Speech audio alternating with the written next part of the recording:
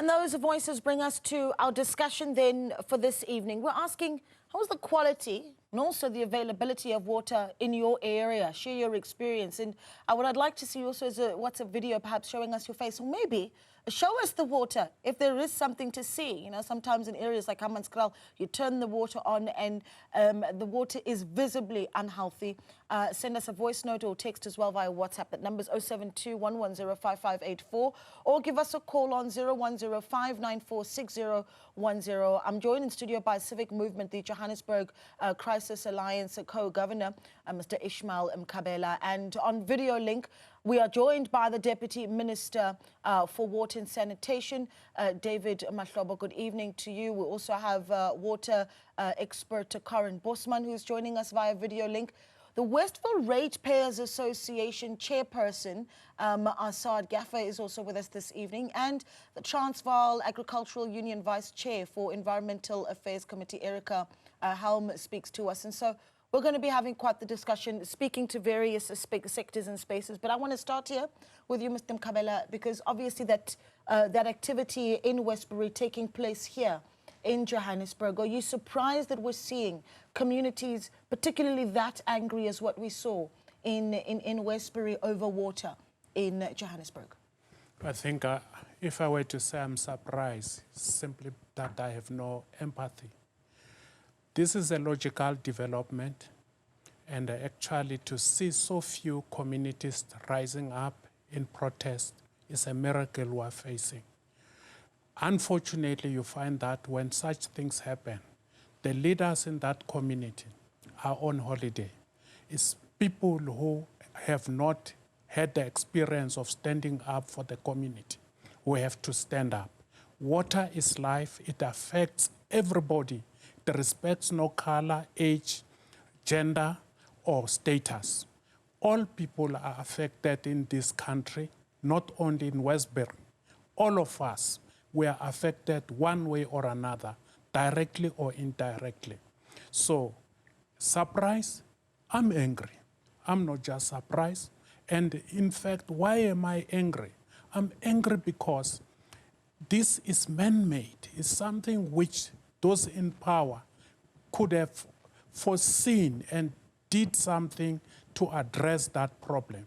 The fact that now they must be roused from slumber by people who are thirsty, who remain dirty, smelly, when people in perfumes, and they are happy wherever they are, drinking quality waters in bottles.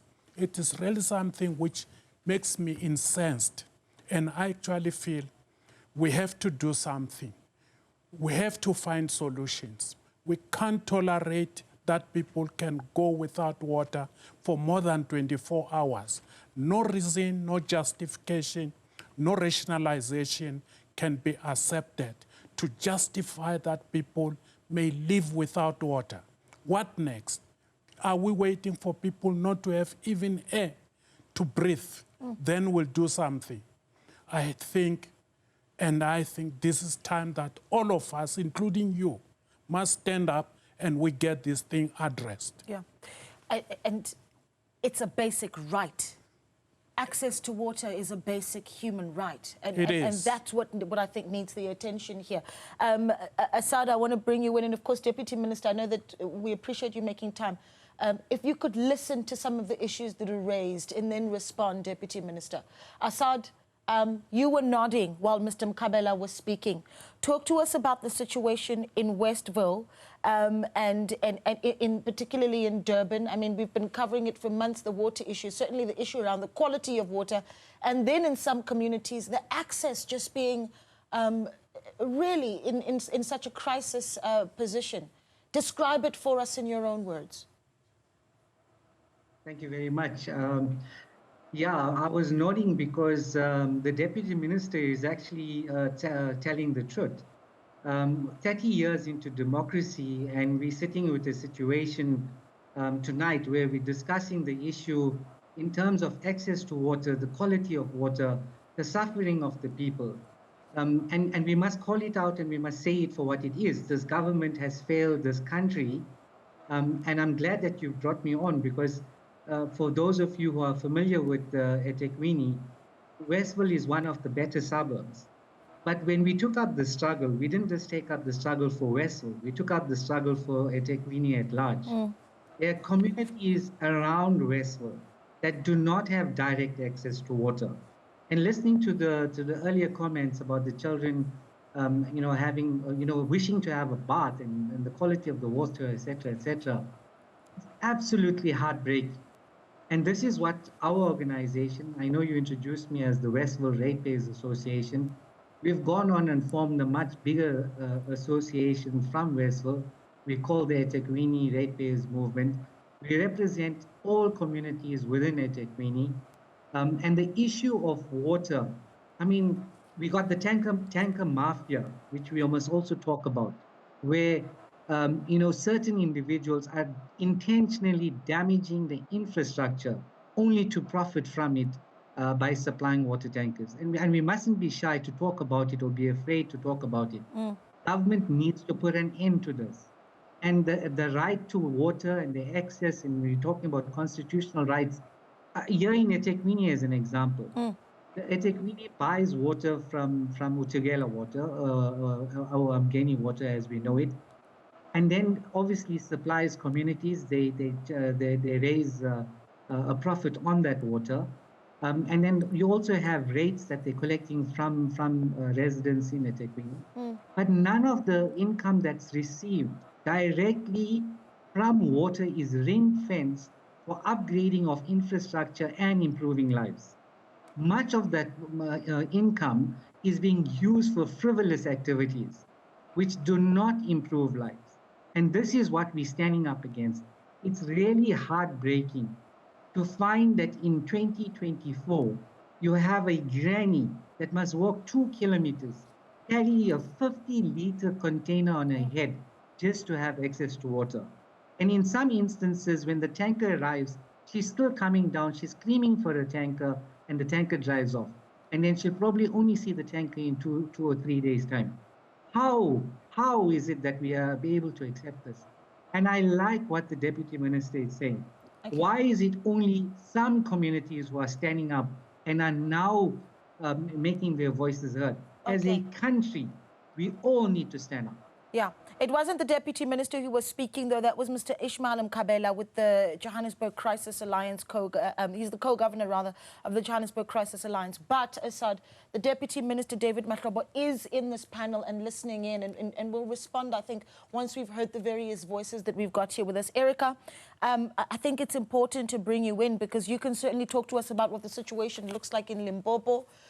I mean, we're in the hot months of the year, and in a province like Limpopo, for instance, where the temperatures just soar, a lack of water is a very dangerous thing in the most vulnerable communities. But you're also with the TLUSA, and so you can talk to us about how the agricultural sector is dealing with the water crisis. Are you having one? What are, I suppose, the loops that, if at all, the agricultural sector can and is using? Thank you. Yes, from the agricultural sector, it's very important. You know, farmers are dependent on water. If there's no water, there's no food, and food is a basic right. So it's very important for us to also address this very serious situation. In Limpopo, we have some areas that had a little bit of rain. Other areas are have not that much of rain. So it's still areas that have drought. So the farmers are trying to use water efficient as they can.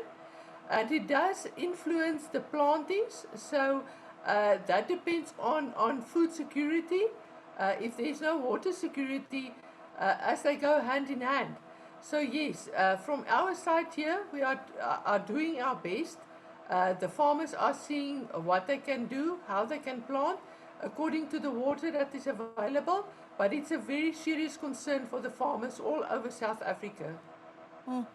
And then, of course, there's the issue around water infrastructure. Karen, perhaps you want to step in there. And one of the things that we did hear recently from the Deputy Minister who's here with us is he's highlighted the issue of municipalities needing to service their water infrastructure. Karen, how bad is our water infrastructure? Give me some of the worst case scenarios that you've run into. I can probably keep you busy all night, but just this week, example of bad infrastructure management is just upstream from an abstraction point for municipal water supply for the people of Hammanskraal. There's a canal that runs through a township that is filled with litter, nappies filled with nappies, sewage, raw sewage, and that goes into the Pinaars River just above the abstraction point for where the people get their water from that live in Hammanskraal. So then we wonder why we get outbreaks of cholera. But Naledi, maybe just to put a little bit of a bigger perspective is to understand that we are in a dry country, number one, and that our country goes through 11-year drought cycles. Yeah. We get good rains and then drought and then 11 years good rains or drought and then 11 years drought again. We are now entering another drought cycle on top of the additional impacts as a result of lower rainfall due to the effects of climate change. So what one would expect is that there should be planning for this. And I am quite, so National Department of Water Affairs, they make sure that the national long-term planning is done, and for that we have a national water resource strategy, and that water is available, and then water boards take the water, purify it, and provide it to municipalities, and municipalities then have the job to distribute it to consumers. But it's exactly there where the whole bus falls. And what we're experiencing now in the big cities, in Johannesburg, in eThekwini, is what we've been seeing for the last 10 years in small little dorpies like Westbury in the Free State. Those guys have been living, my one friend has a guest house, and they had to go fetch water in cooler boxes at the fountain for guests because the municipality simply doesn't provide. And Mr. Gafar is correct in that he's saying that we need to properly ring fence the funding for water supply in the municipalities. Just the other day, I heard in the city of Mangaung that Bloem Water, the regional water supply, can no longer afford to buy the chemicals to purify the water because they are owed so much money by the municipality.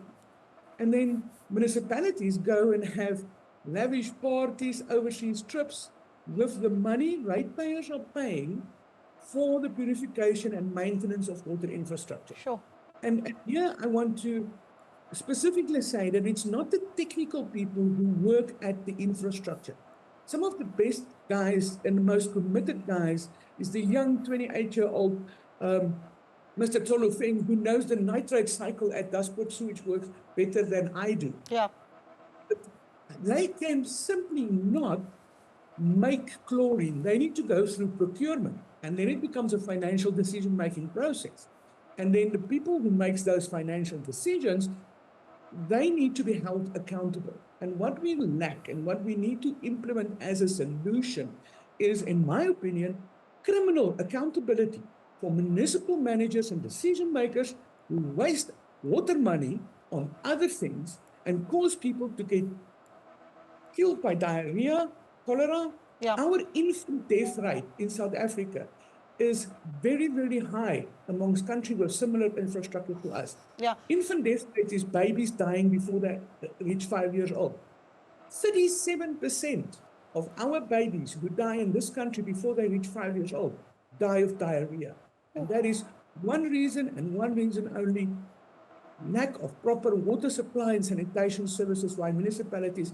And it's very sad that we don't have somebody from Salga or Kokta who can tell us what the hell, sorry for my French, they are doing to ensure that the decision makers who hold the purse strings in municipalities are not taking out the money to preemptively fix the infrastructure and get water to people. So, I mean, and we certainly are going to reach out to Kokta and Salga. Of course, we hope that they're watching this discussion, but that voice will not be lost, Karen. I can assure you of that. Deputy Minister, let's bring you in here. Karen has said quite a mouthful there, and I shudder now at the numbers that she's shared around the amount of babies that we're losing. I'm talking about lives here as a result of no access to clean drinking water. Deputy Minister, talk to me about where things go wrong. I mean, you've been saying even to municipalities in the Northwest, for instance, fix the water infrastructure, focus on that. But Karen is saying perhaps what we'll need is criminal action against municipal managers who do not ensure that that takes place. Is that something that can be done, Deputy Minister? No, thanks, Naledi. Let's just thank the other panelists and to our viewers. I think, Naledi, we should probably appreciate that in the last 30 years, local government has been at the center of provision of a number of basic services to many South Africans that were denied that service, including the economic benefits thereof. An example is the question of water and sanitation. But we must admit that there are challenges, and these challenges now require us that we can't do the same things we've been doing over the last 30 years, and we have to change. And government alone is not going to pull this thing to deal with these issues. There's been a lot of issues about identification of problems, but we're at a space where we need to say, what do we do to resolve problems? One of the biggest challenges we face with all the statistics around the not drop reports, the blue drops, green drops about how we've performed, one of the things we require is that there must be leadership. And leadership must never be able to disappear, because over some of the past few years, you could see leaders had made a decision to do nothing about the problems that were facing a number of communities. Over the last 3 months, we've been working very hard with the leadership of municipalities and provinces, whether it's KwaZulu-Natal, whether it's the situation here in Gauteng, where we meet with the Premier. We've met with all the councillors, and I had a chance to address councillors. I was in Northwest last week, and we've met with the issues of KwaZulu-Natal. President was in KwaZulu-Natal. What are the key issues just on the strategic level? The key issues on the strategic level is that the implementation model by municipalities, it can't continue to be the same, where a municipality that is actually deteriorating in terms of availability of water to citizens over time can continue to become a water services authority and a water services provider. Our agreement with a number of municipalities, whether it's Johannesburg, whether it's eThekwini, whether eThekwini, they are putting special purpose vehicles now, where there's going to be an equity ownership of a company, because these municipalities, in as much as there is some money from traditional funding, from grants, from the issues of revenues that are there, they are not sufficient to deal with the backlog. An example in Johannesburg, they have a backlog for per annum. Just to deal with some of their issues, they need about 3 billion rands, and only 1 billion rand is being put aside. That mechanism of a special purpose vehicle, they will work with Rand Water. It has the capacity technically, but it has the balance sheet. It will go to the market, borrow the money, such that the infrastructure that is old, over 70 years old, losing more than 48% of the water, it has reached a stage that it must be replaced. And it has reached a stage where it has to be refurbished. Yeah. When you don't do those things, Naledi, the water will never arrive at citizens. But Deputy Minister, don't get... apologies. Let me step in. Apologies, Deputy Minister, and I'll let you finish the thought. But I think for anyone who's watching this conversation, they're saying, well, 30 years on, why are we only talking about replacing infrastructure now? Where were we with infrastructure in the first 10 years, the second decade of our democracy? Why are we talking about it now when things have gotten to an absolute crisis moment? You know, Naledi, if we are going to be spending more of our time trying to blame other people and not actually providing leadership, those of us who are here now, and say what is being done and how do we solve the problem. The more we continue to point fingers, the problem persists. And we've reached a stage as government to say certain things must be done. And some of those things, like I'm indicating to you, Naledi, they are being done. And the system has been overstretched for quite some time. The country, as we speak right now, it loses about 48% of the water we pump. It does not necessarily mean that the water balance in terms of the national revenue revenue in terms of water, we're running short of water because they are localized deficit. But imagine you reduce the national water losses from 48% to about 30% over a certain period, then you come to 20%. What does it mean? There is not going to be any intermittent water supply. Citizens will get water, but municipalities, they too, will get the necessary revenue so that they can be able to cater for the new growth in terms of the economy and population, but at the very same time, then they will attend to the question of the old infrastructure, because scheduled maintenance is a philosophy of management. Therefore, the implementation model, Naledi, is an important matter in resolving our problem. The second point about resolving these problems is the funding mechanism. When it comes to the funding mechanism, there must be prudence and there must be discipline. Funding for trading services like water or electricity, you ring-fence it, Naledi. When you have ring-fenced it in terms of your water sales, but also the money that comes from the rates and taxes, whether it's your equitable share, whether the other grants, when it is now ring-fenced into a special account, then you'll be in a position then to pay your creditors, but at the very same attend to your backlog on issues of replacement, refurbishment, ensuring what Karen is saying, you have even the money to treat that one. Okay. That's the institutional arrangement that is very important. But in the current challenge, what you do, you address three issues. There's a technical issue. Leaks, especially the big leaks and the small leaks, must be dealt with, time must be, and respond. Then there's an issue where you need to introduce your pressure-reducing valves. Then there's issues of water restrictions. South Africans, those who have water, I don't want to talk about those who don't have a drop of water.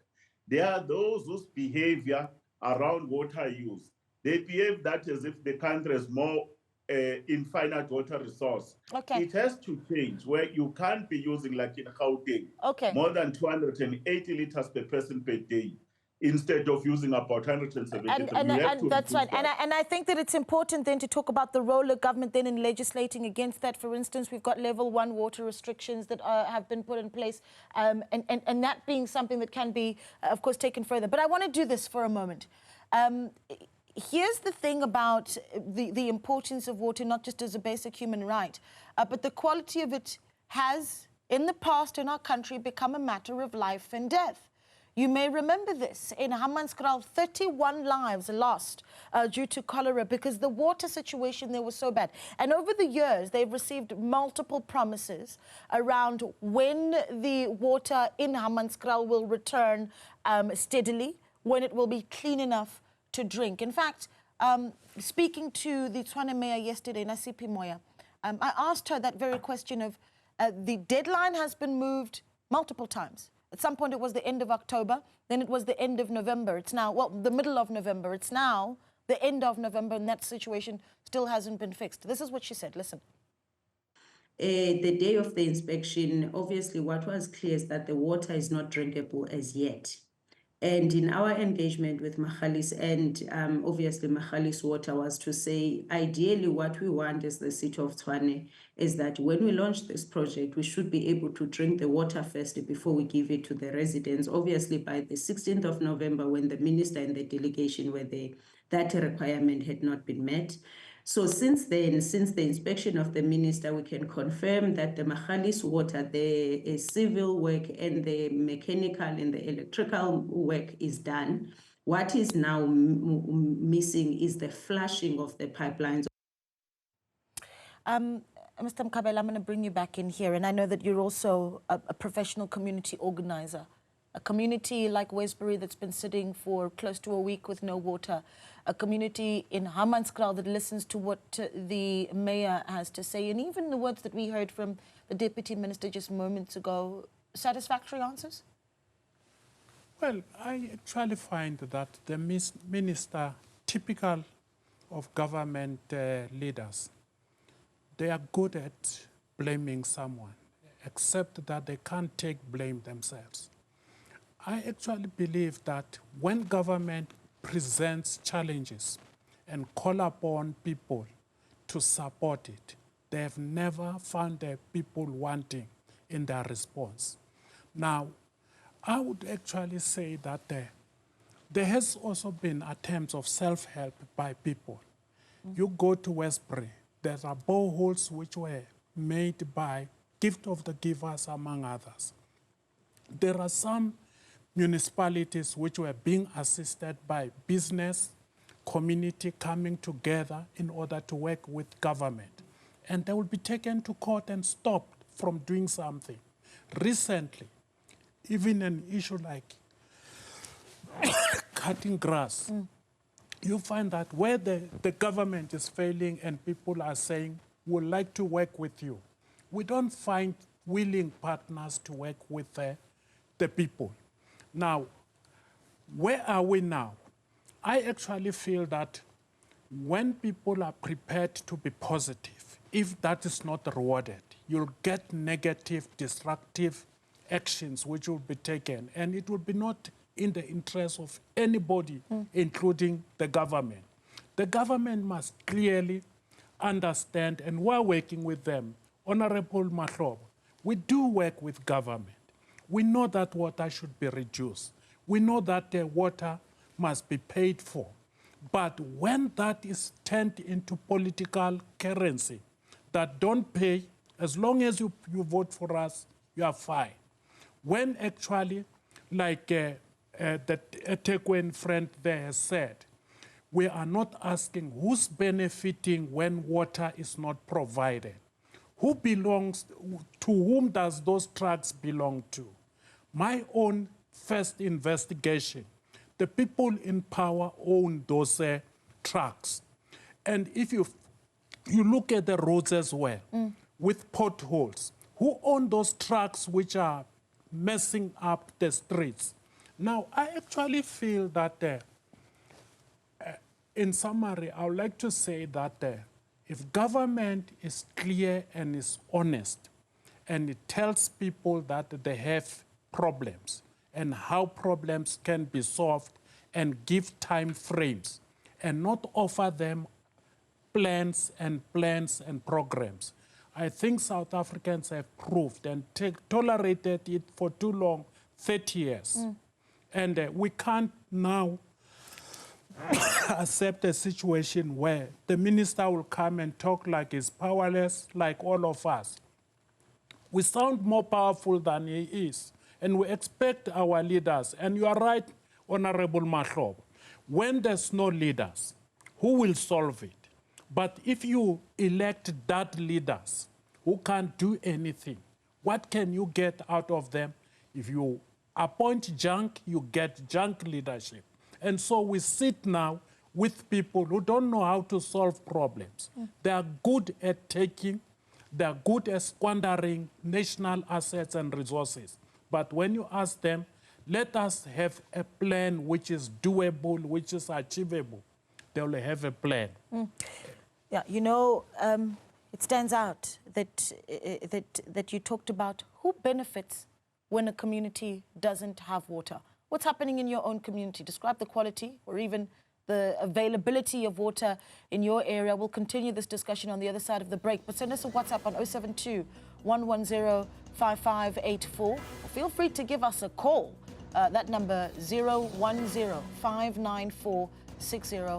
We're back in a moment. We continue our panel discussion this evening, and of course we are talking about the quality and availability of water in your area, taking your calls on 010-594-6010. Busi's called in from Newcastle. Busi, good evening. Thanks for calling in.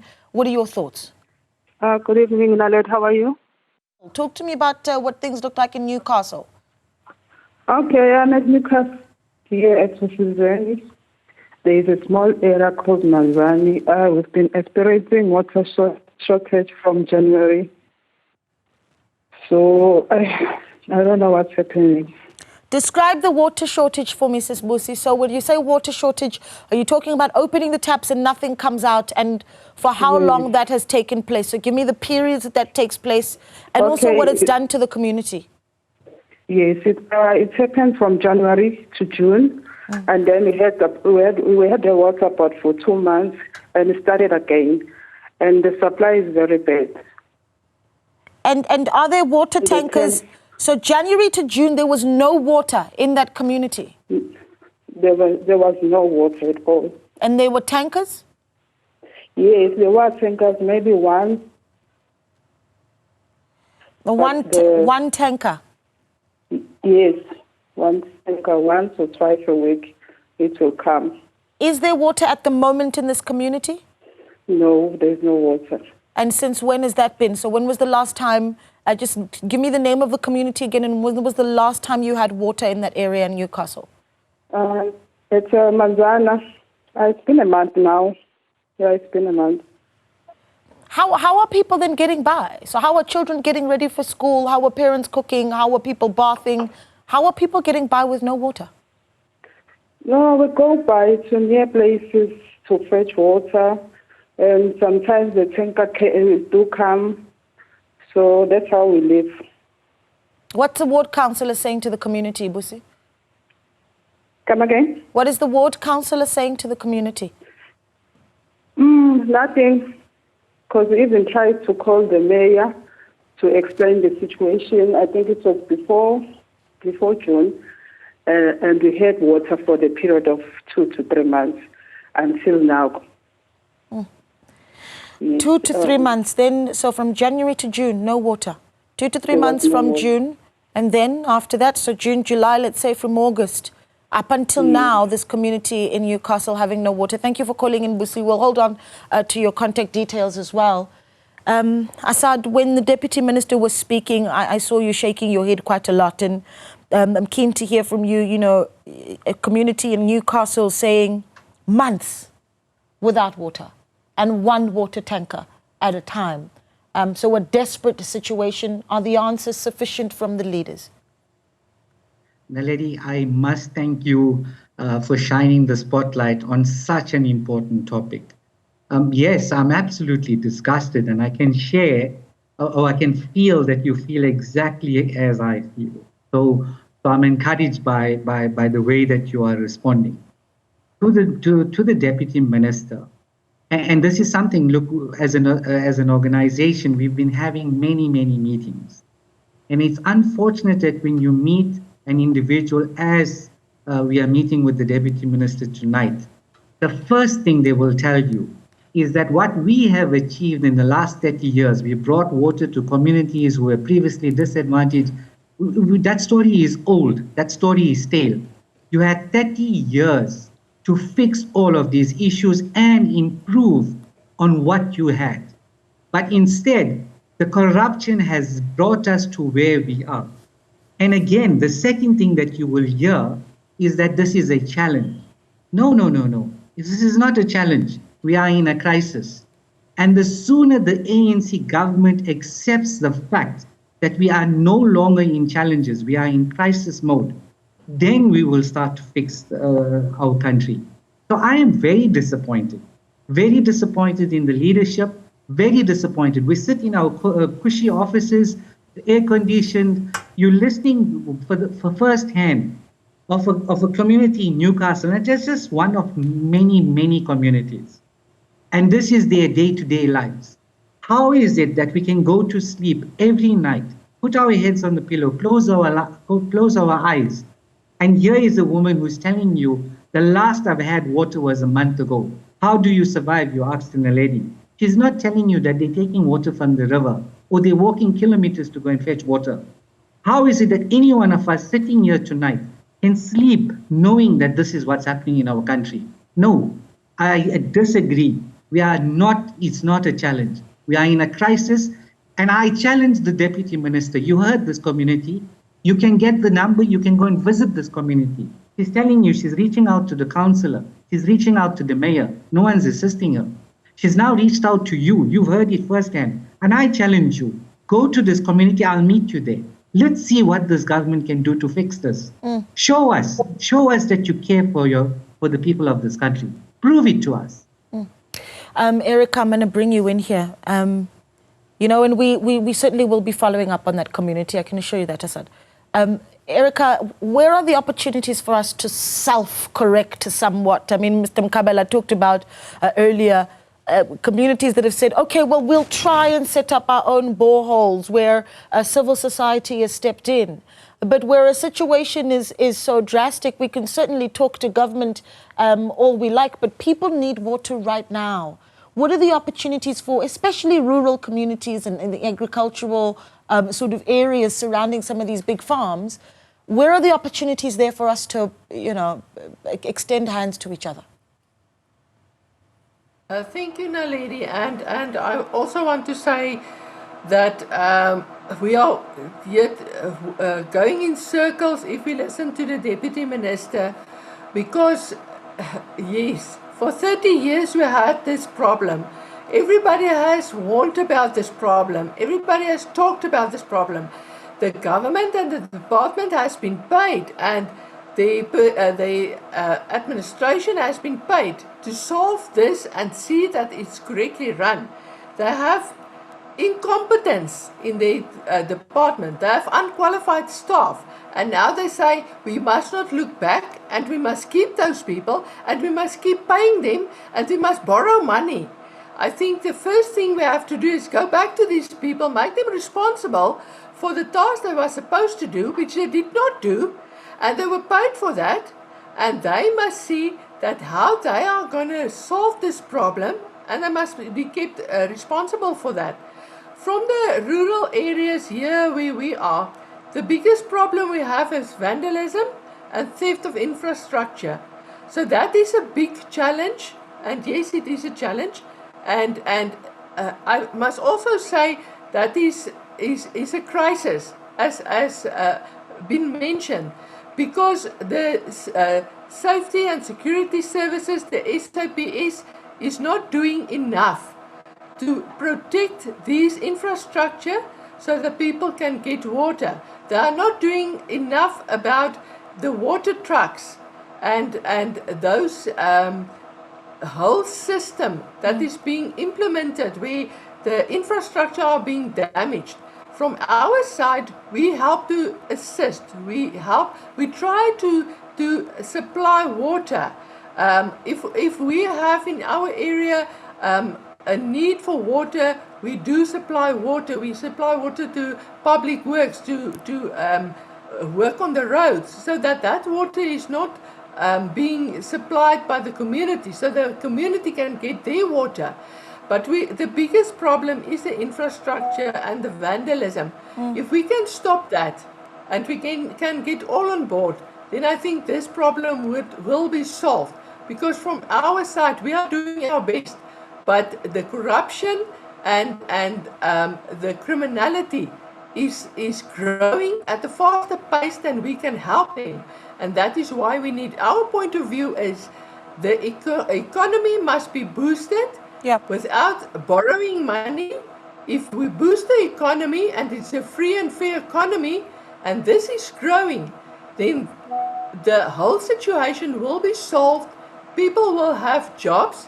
There won't be this criminality, and probably the water situation will be rectified within time.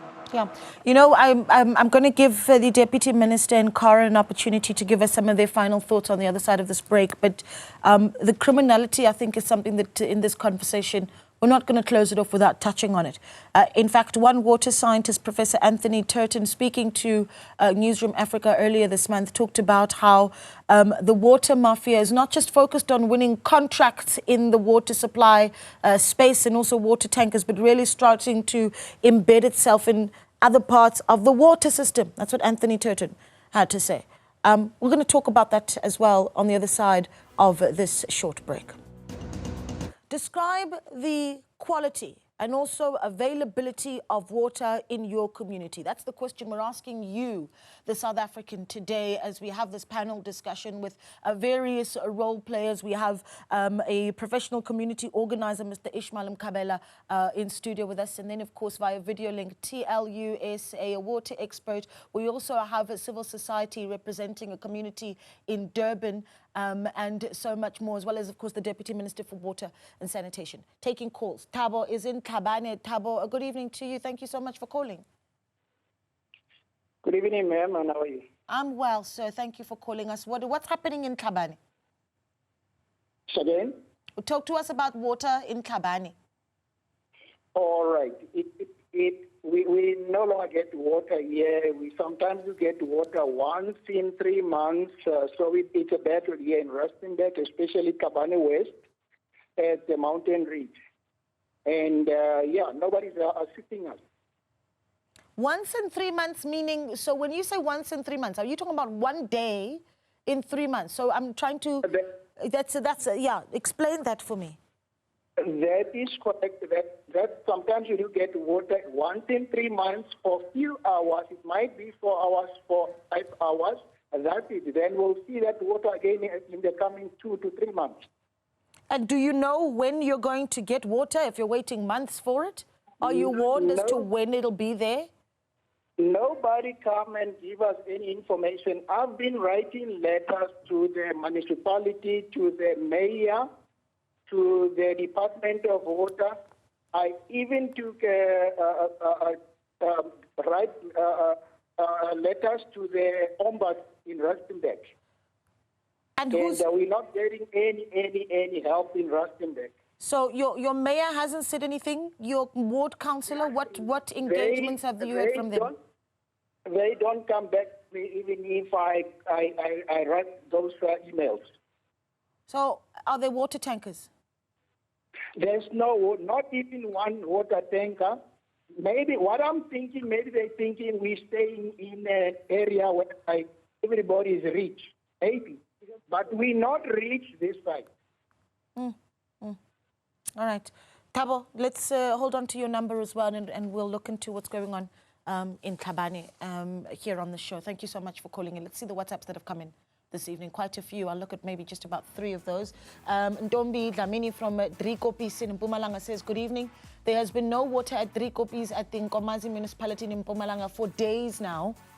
We plead with the municipality to do something because we can't be without water in this heat. Sure. Anonymous says, good evening. I'm staying in Bankara Budulong in Kurumani in the Northern Cape. We're struggling to get water. The municipality has installed new water pipes, but there still are no changes and the quality is very poor. Our water is not clean. Nontlanhla Ngobo says, I'm staying at Mafikeng Signal Hill. The water that comes out of the trap has brown things, which we don't know if what it is. We buy water for drinking and cooking. Nontlanhla, thank you so much for sending in. That's that WhatsApp. Deputy Minister, you can take the podium here. I mean, you just listen to the callers, the WhatsApps, a frustrating situation. Talk to me about what we do now, you know, and if the wave... Yeah, go ahead, Deputy Minister. You know, the matter of water, Naledi, is a very emotive issue. It affects people. That's why every time we discuss this matter, we say we must never politicize it. And water knows no boundaries and ideology. One of the things that you will have, some of the views by certain panel members that actually are far-fetched. Erica is wrong to actually assume that the professionals that are working in water, Naledi, they are incompetent and they are not qualified. I have a team of engineers from the DG's top experts in our country, just to insinuate that it is very unfortunate. Karen that you see is an expert in water. Fortunately, I was trained by her myself. That I'm a politician, it doesn't mean I don't know what. I'm a water expert in my own training. Therefore, we should not actually reduce those issues to that level where you just insult people. What is the most important is that, Naledi, we must ask the question to say, if there was a water, there's a tap. At a particular point, the tap had running water, and then at a particular point, the tap is dry. What does it mean scientifically? It means that the reliability of there is an access to a water infrastructure, but there's an intermittent supply because there's an infrastructure problem. That's why I said to you, to resolve the problem, we have a component that is technical on how infrastructure must be managed, both as a philosophy and a doctrine. Our biggest problems as a country has been on infrastructure. I'm not talking about what needs to be done. I'm talking about the clear reforms around infrastructure management, institutional mechanisms. There are issues around funding, which are very important to say, how do we fund this? Because there are gaps. You can choose to say over the last 30 years we've done nothing, but people who never had a drop of water, they have a drop of water today. Their lives has changed, including the benefits that are associated, that other people that they benefit. And we're not denying that there are issues of challenges in a number of areas, even in big cities, and there's a clear leadership program we've spoken about. But when you speak and you don't appreciate how a value chain in water works, it's a problem. I do agree with Mkabela that the issue of partnership is an important matter. Initially, I said government alone is not going to resolve the water problems. We're working with experts. As we speak right now, there is a platform for a secure outing in terms of water. Work with experts who are professionals in water, work with business, including the World Bank. We work with civil society. We'll try to engage with Mkabela and the team in Westbury that are doing that. In KwaZulu-Natal, in Durban, I don't sit in office, or my minister sit in office. When there was a problem in Hazelmere there was algae there that we're sorting out even before the president arrives. The problems of Durban losing more than 52% of the water. There is a presidential task team there.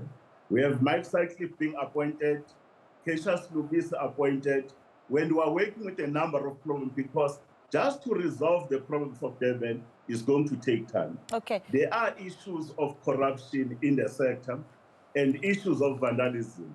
We know that the water tankers are a problem, and there are mafias that are involved and they are affecting infrastructure. That's why we must work with communities. Communities can't do illegal connections and say it is right. Communities actually involved in illegal mining, affecting infrastructure, and say it is right. Yeah. And Erica, you should also note, don't point fingers when there are certain farmers who are actually stealing water, hogging and building illegal dams, and still staying on that one. Our appeal as government, this problem that is them, there are proposals, as I'm saying, they are threefold, working together with experts from universities, scientists and professionals like Karen and others, Tetin, and others that we've all worked in the sector over the last 8 years, and we've made strides. But there are these worrying signs that all of us, as we say, Naledi, we should be able to talk to. Okay. The communities that have spoken in Newcastle, in KwaZulu-Natal, will follow up with COCTA, because there's a clear distinction about roles and responsibilities. Municipalities, their councillors must not disappear. Our appeal, they must be there. When there is an issue of provision for water on a temporary basis, it must be communicated and it must be consistent. Thank you. And we'll follow up on those communities. I've got about 3 minutes, and so I'm going to give each of our other panelists about 30 seconds, actually. Let's do that. Karen, recommendations you put on the table as we wrap up? Naledi, I think I just realized I know David almost 30 years, and I just want to leave him with two short thoughts. David, you know that we did a hell